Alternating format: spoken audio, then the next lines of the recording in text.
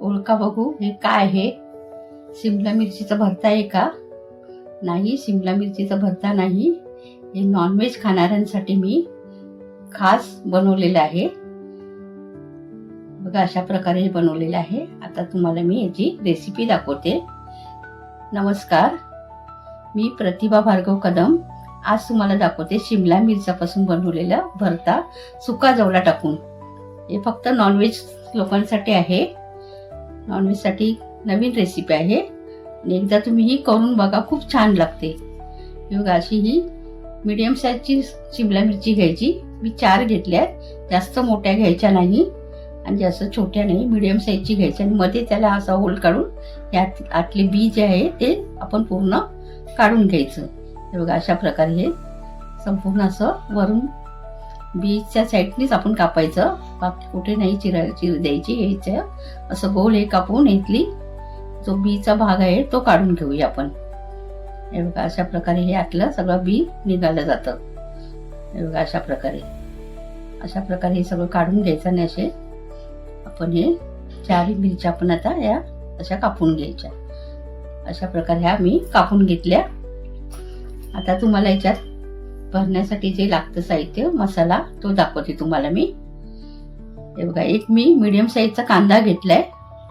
एक मीडियम साईजचा कांदा घ्यायचा, तो बारीक चिरून घ्यायचा. अशा प्रकारे एकदम बारीक चिरायचा. आणि नंतर मी तुम्हाला हा सुका जवला घेतला 1 वाटी. सुका जवला टाकल्याने काय खूप छान लागतो हा. असा स्वच्छ आधी पाण्याने धुवून घ्यायचा. आणि मी आता तुम्हाला मी माझ्याकडे कांदा खोबऱ्याचं वाटण तयारच असतं. आपण कांदा खोबरं भाजून लसूण आलं त्याच्यामध्ये टाकून ते वाटण केलेलं आहे. त्याच्यामध्ये आपण गरम मसाला सुद्धा टाकलेला आहे. आणि नंतर हे वाटण घेतलं, त्याच्यात अर्धा चमचा हळद, अर्धा चमचा तिखट, तुम्हाला आवडीनुसार तिखट घाला. आणि चवीनुसार मीठ घातले. थोडं हिंग घालायचं त्याच्यामध्ये.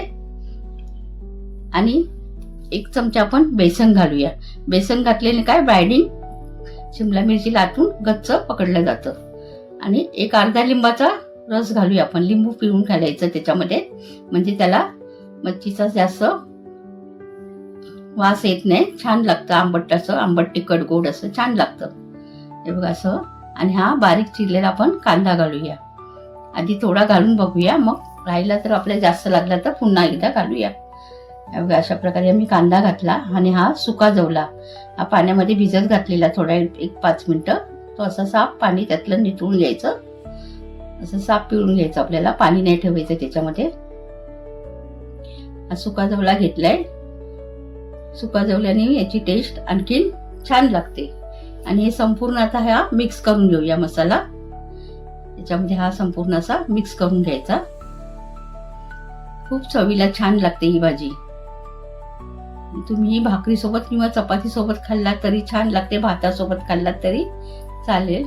आणि बघा आता ह्याच्यामध्ये मला आणखीन थोडा कांदा लागेल म्हणून मी पुन्हा आणखीन थोडा होता तो कांदा घेतला. आणि म्हणजे 1 कांदा आपला मीडियम साईजचा लागला ह्याला ह्याच्यामध्ये. आता हे संपूर्ण असं मिक्स करून छान मसाला सगळीकडे लागला पाहिजे कांद्याला वगैरे. असं मिक्स करून घ्यायचं छानपैकी. सुका जवला, कांदा, मसाला, वाटण असं संपूर्ण मिक्स करून घ्यायचं. मी वाटण आठवड्याचं एकदाच करते, जास्त प्रमाण करून ठेवते. म्हणजे पटकन आपल्याला घाईमध्ये सकाळच्या टिफिनसाठी बनवायचं असेल तर पटकन होऊन जातं. असं शिमला मिरचीच्या आतमध्ये होल आपण मध्ये काढलेला त्याच्यातून आतमध्ये भरायचा आणि पूर्ण ही शिमला मिरची अशी दाबून घ्यायची. दाबल्याने काय मसाला आतमध्ये पूर्ण दाबला जाईल. हे बघा अशा प्रकारे असा हा मसाला पूर्ण सगळ्या मिरच्यांमध्ये आता भरून घ्यायचा. सगळ्या डब्यासाठी खूप छान टिफिनला द्यायला खूप चविष्ट असतो. टिफिनसाठी आपला मुद्दाम मी आज बनवते टिफिनलाच. आता सुका जवला तर आपण नेहमी वांग, बटाटा वगैरे घालून करतोच, पण आज मी शिमला मिरची मध्ये भरून दाखवते तुम्हाला.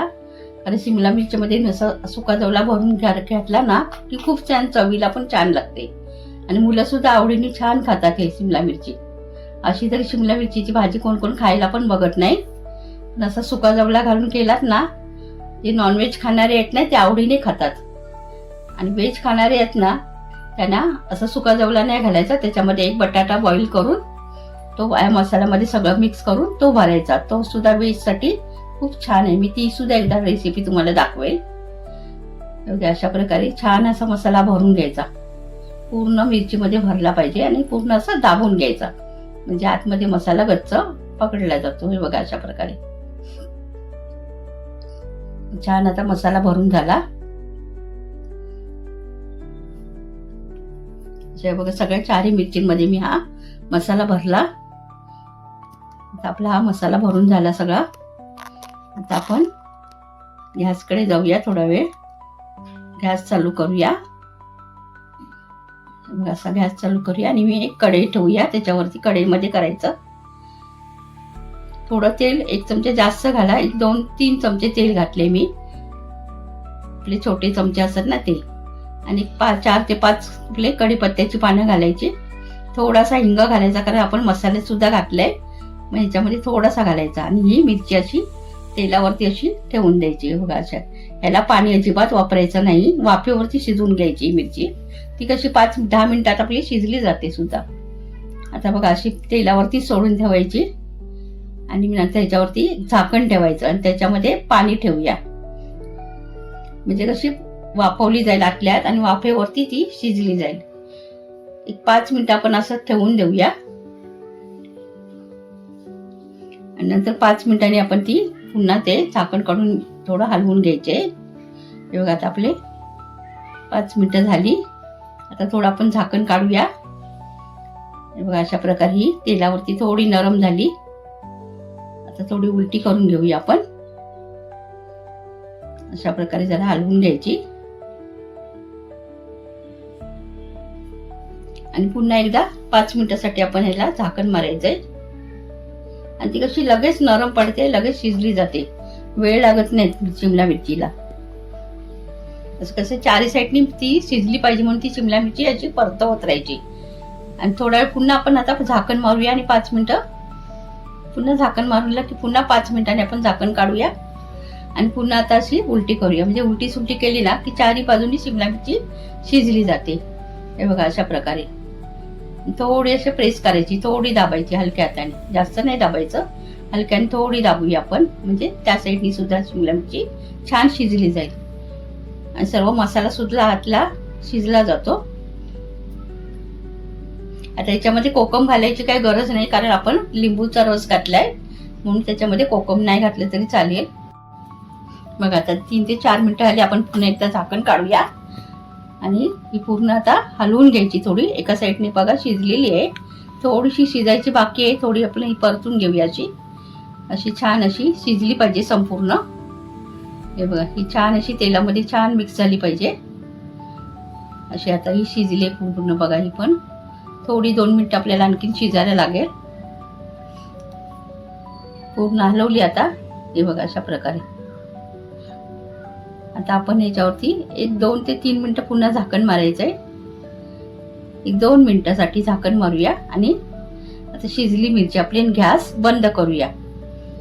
आता आपली झाली शिमला मिरची नॉनव्हेज साठी तयार. बघा सुका जवला घातलेली शिमला मिरची तयार आणि ही खूप चवीला छान लागते. एकदा तुम्ही करून बघा नक्की.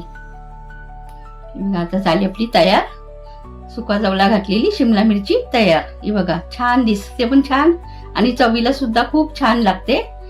ही एकदा तुम्ही करून बघा, खूप छान लागते. ही भाकरी सोबत किंवा चपाती सोबत किंवा भातासोबत सुद्धा छान लागते. ही बघा अशी तयार झाली आपली सुका जवला घातलेली शिमला मिरची तयार. त्याला मसाला सुद्धा खूप छान लागला आणि एकदा तुम्ही नक्की करून बघा. ही भाकरी सोबत तर खूपच छान लागते आणि चपाती सोबत सुद्धा छान लागते आणि एकदा भातासोबत सुद्धा खा तुम्ही, खूप छान लागेल. एकदा करून बघा.